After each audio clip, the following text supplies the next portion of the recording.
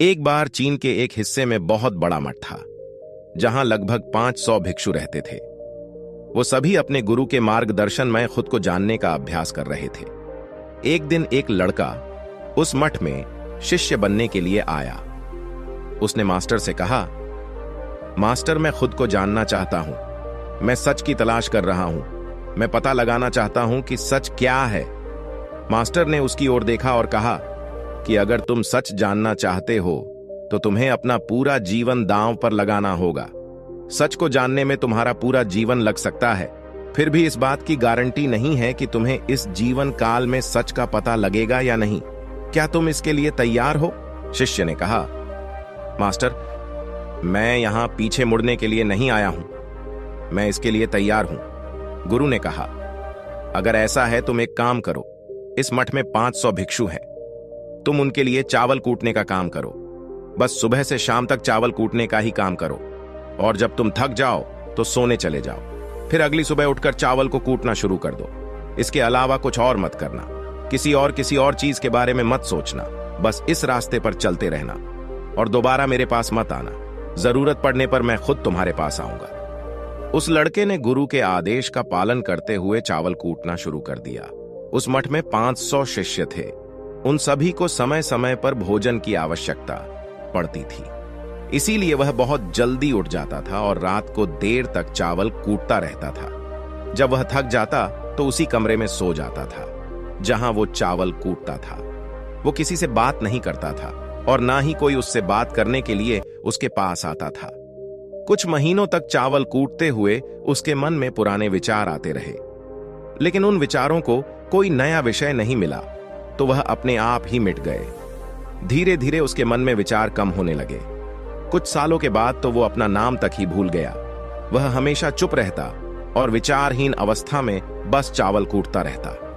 उसने ना तो कभी ध्यान किया था और ना कभी शास्त्र पढ़ा था।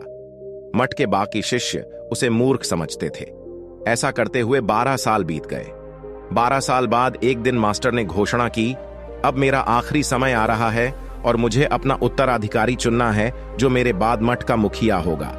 इसीलिए मेरा कोई भी शिष्य है जिससे लगता है कि उसे आत्म साक्षात्कार हो गया है और उससे खुद को जान लिया है, तो रात को मेरे दरवाजे के पास आकर इस दीवार पर कुछ पंक्तियां लिखें जिसमें उसकी जिंदगी का सारा अनुभव समाया हो। इसीलिए मेरा कोई भी शिष्य है जिससे लगता है कि उसे आत्म साक्षात्कार हो गया है और उससे खुद को जान लिया है, तो रात को मेरे दरवाजे के पास आकर इस दीवार पर कुछ पंक्तियां लिखें जिसमें उसकी जिंदगी का सारा अनुभव समाया हो।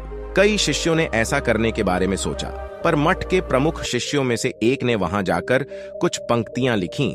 उसे बौद्ध धर्म ग्रंथों का बहुत ज्ञान था। सभी शिष्यों को लगता था कि वो इस मठ का उत्तराधिकारी बन सकता है।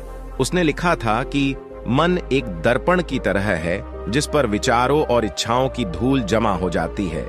इस धूल को हटाने के लिए ही ध्यान है। जिसकी धूल हट जाती है और मन का दर्पण साफ हो जाता है, वो मोक्ष को प्राप्त कर लेता है।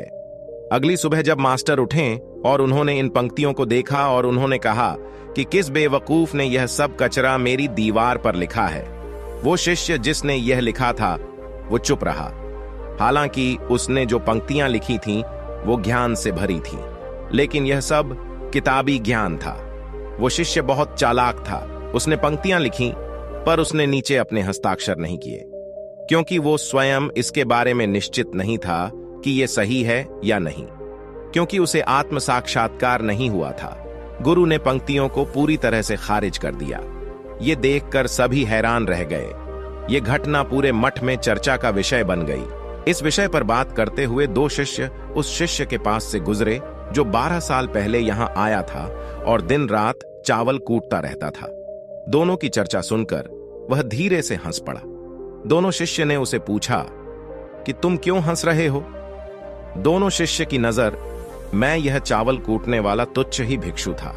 किसी ने उसे ना तो कभी ध्यान करते हुए देखा था, ना ही कभी शास्त्र पढ़ते हुए।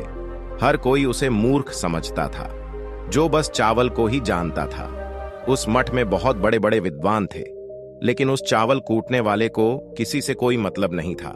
इसीलिए वह दोनों शिष्य उसे मुस्कुराता हुआ देखकर चकित रह गए। उन्होंने फिर उससे पूछा कि तुम क्यों हंस रहे हो? उसने जवाब दिया, मैं इसीलिए हंसा कि मास्टर सही बोल रहे हैं। ये सब पंक्तियां कचरा है, इन पंक्तियों का कोई मूल्य नहीं है। वो दोनों शिष्य चौंक गए। उन्होंने उसे पूछा कि क्या तुम ऐसी पंक्तियां लिख सकते हो जो इससे भी बेहतर हो? चावल पीसने वाले ने जवाब दिया, नहीं, क्योंकि मैं अनपढ़ हूं, लेकिन हां, मैं कुछ पंक्तियां कह सकता हूं। अगर तुमने उन पंक्तियों को तुम लिख सकते हो तो मैं तुम्हारे साथ जाने के लिए तैयार हूं। उन दोनों शिष्यों ने कहा, ठीक है। वे मास्टर के कमरे के पास गए और चावल कूटने वाले ने कुछ पंक्तियां बोली और दूसरे शिष्य ने उस दीवार पर लिख दिया और उन पंक्तियों के नीचे लिख दिया कि चावल कूटने वाला। मन उन्हें लगा कि मास्टर इस पर भी गुस्सा करेंगे।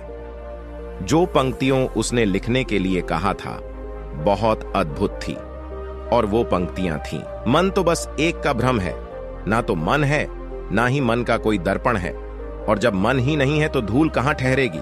जो ये जानता है वो सच को जान गया। जब गुरु ने ये पंक्तियां देखीं तो वे आधी रात को उठे और चावल कूटने वाले के पास गए। वह सो रहा था। मास्टर ने उसे जगाया और कहा कि ये लो मेरी छड़ी और मेरे वस्त्र ले लो, आज से तुम मेरे उत्तराधिकारी हो, लेकिन इस मठ को छोड़कर कहीं दूर चले जाओ, क्योंकि इस मठ में बहुत सारे विद्वान हैं जो खुद को तुमसे ज्यादा श्रेष्ठ मानते हैं और वो तुम्हें मार देंगे। वो इस बात को बर्दाश्त नहीं कर सकते कि एक साधारण सा चावल कूटने वाला उनसे ज्यादा विद्वान निकला। तुम्हें वह सारा ज्ञान हो गया है जो मुझे है। तुम्हें यह सारा ज्ञान चावल कूटते कूटते हुआ है और मुझे पता है कि तुम जहां भी जाओगे लोग तुम्हारे पास आने लगेंगे, क्योंकि जब कोई फूल खिलता है तो उसकी महक हर तरफ फैलने लगती है। उसने अपने गुरु के पैर छुए और रात को ही वहां से चला गया।